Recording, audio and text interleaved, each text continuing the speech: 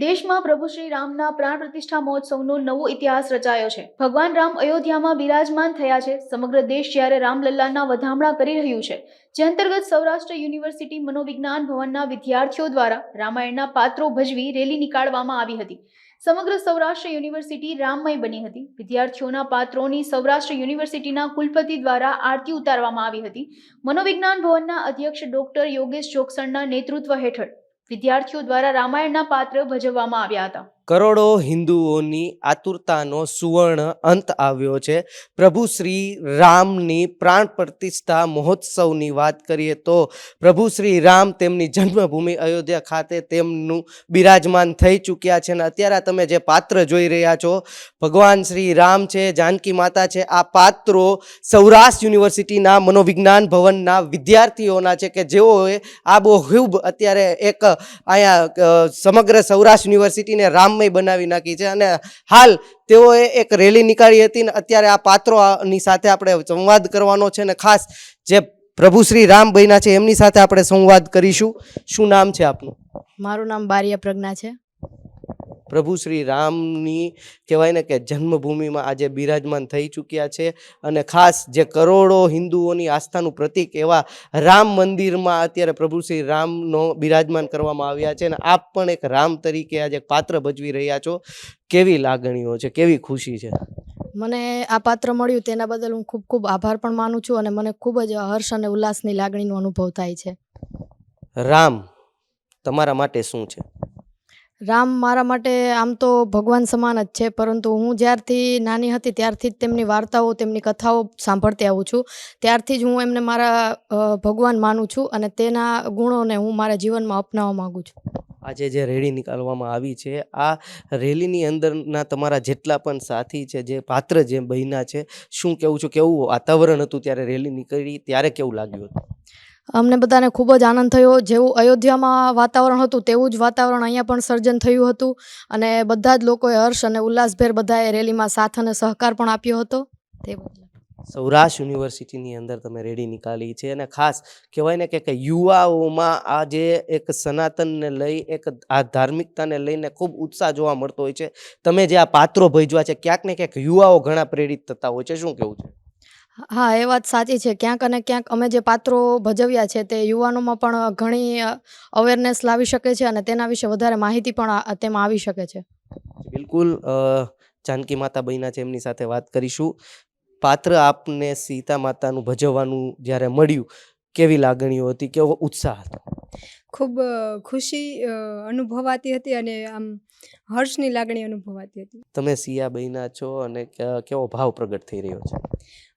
સિયાનું આ પાત્ર ભજવવામાં મને એવી લાગણી થાય છે કે હું ખુદ એક પવિત્ર સિયા બની ગઈ છું અને મને હર્ષનો લાગણી અનુભવાય છે। જી બિલકુલ, સૌરાષ્ટ્ર યુનિવર્સિટી ખાતે જ્યારે આ રેલી નીકળી હતી ત્યારે આ રેલીને જોઈને એમ કહેવાય છે કે આખા અયોધ્યામાં જે અત્યારે માહોલ જોવા મળી રહ્યો છે, ધાર્મિક માહોલ, એ સમગ્ર સૌરાષ્ટ્ર યુનિવર્સિટીની અંદર પણ એ જ ધાર્મિક માહોલ જોવા મળ્યો હતો।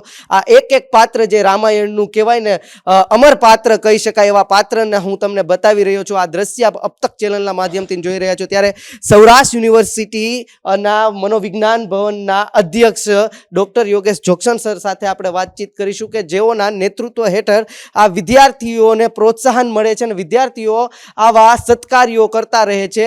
સર, તમારા જ વિદ્યાર્થીઓએ આજે એક કહેવાય ને આબેહૂબ રામાયણના પાત્ર દરેકે ભજવા છે, શું કેવું છે? પહેલા તો પ્રભુ શ્રી રામ જ્યારે આજે અયોધ્યામાં બિરાજમાન થઈ ગયા છે એના વિશે પહેલા તો શું કહેવું? વર્ષોથી જે આપણા સૌ હિન્દુઓની જે લાગણી હતી એ લાગણી આજે પૂર્ણ થઈ છે, એટલે કે જાણે કે કેમ કે આપણે ખુદ ભગવાન રામ આપણી પાસે આવી ગયા એ પ્રકારની લાગણી એ ત્યારે થઈ રહી છે।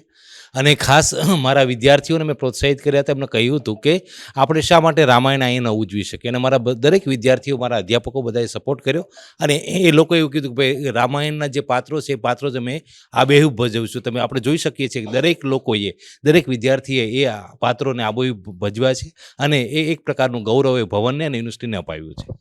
પ્રભુ શ્રી રામ એક મર્યાદા પુરુષોત્તમ રામ એક આપણને જીવન જીવવાનો જે સંદેશ પૂરો પાડે છે।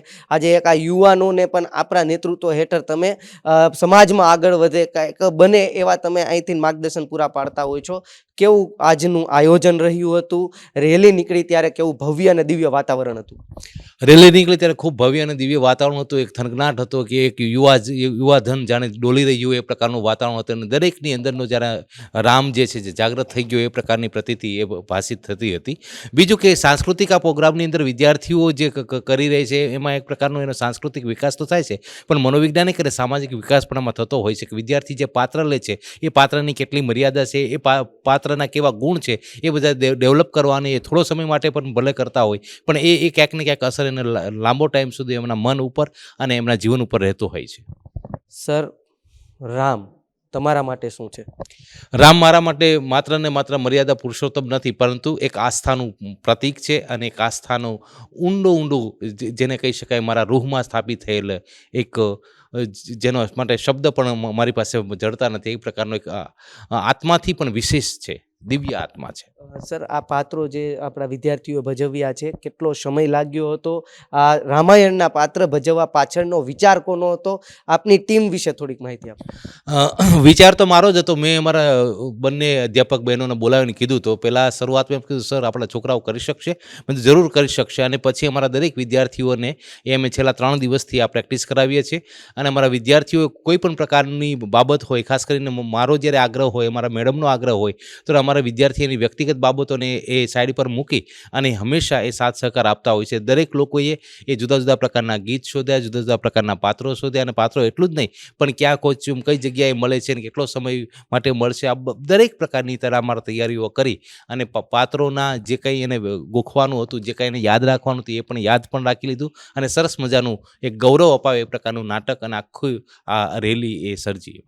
સર, દેશમાં રામ રાજ્યની સ્થાપના થાય, દેશવાસીઓ તેને કટિબદ્ધ થાય, આજે એક યુવા કહેવાય ને રાષ્ટ્રને સમર્પિત રહેતો હોય છે, શું કેવું છે અંતમાં? ખાસ કરીને પહેલાં પણ રાષ્ટ્ર અને પછી પણ રાષ્ટ્ર એ મારો પોતાનો ખુદનો મંત્ર છે. અને એ જ વસ્તુ એ આજના યુવાધનની અંદર જોવા મળે છે કે જો આપણને ધર્મ પ્રત્યે શ્રદ્ધા હશે, આસ્થા હશે, તો એ આસ્થા એ ક્યાંક ને ક્યાંક આપણા રાષ્ટ્ર તરફ લઈ જશે અને એ રીતે આપણો દેશ એ એક બનશે.